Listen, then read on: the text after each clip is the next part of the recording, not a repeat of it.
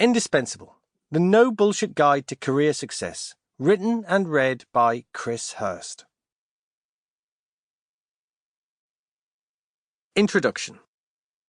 This book is a paean to careers, how to succeed at them, how to enjoy them, and, most important of all, how to make your career work for you.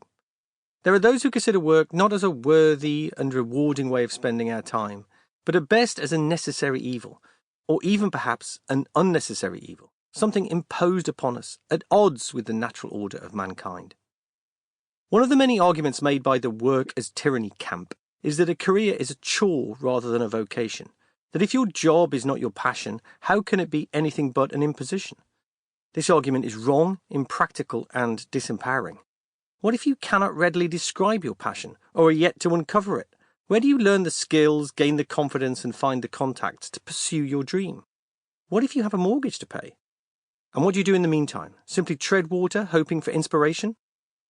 My belief is that a successful career can be an end in itself as well as a means to an end.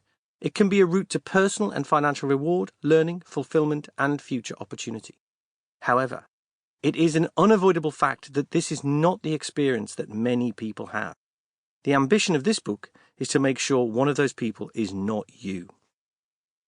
Through many years, from the shop floor of a glass factory to the CEO of $1 billion multinational, from a scrappy startup to supertanker corporate, I have done jobs I've loved and jobs I've hated. Periods where I felt I had the world at my feet, and years when every step seemed to take me backwards and down. It is the way even the most successful careers go.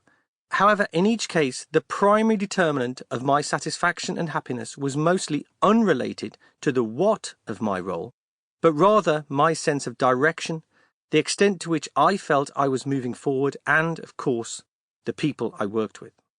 I can see now that I learned most when things were at their toughest. It's no consolation in the moment, of course, and failure only helps if we learn from it. But if we do, it is a powerful engine for personal growth. The more successful somebody is, the more they have failed along the way. It's what we do with it that counts. In time, and after a particularly grim period, I promised myself that I would no longer allow circumstance to control me, but that I would learn how to take control of my career and stay in control even when the seas were at their most stormy. Now the experiences, cultures, and colleagues that both helped and hindered me form the foundations for this book. My hope is that the periods of happy progress, stumbling missteps, and failures that make up my career can help inform yours. The principles I lay out are the foundation stones to all successful careers and apply to everybody who wishes to make the most of theirs. I believe that human beings possess the innate desire to work and to use work as a means to shape and develop their lives, even if for many it falls short of that ambition. I understand and empathise with the many people who experience work simply as a series of tasks that must be endured until they're allowed to go home. But even if that is your experience, it is not inevitable nor impossible to change. A different career future is possible. I've learned from experience that the people who succeed, who grow rich, who start successful companies, are no different to you and me. The skills you need to take control over your career demand clarity, will, and practice to master, but none require any innate ability.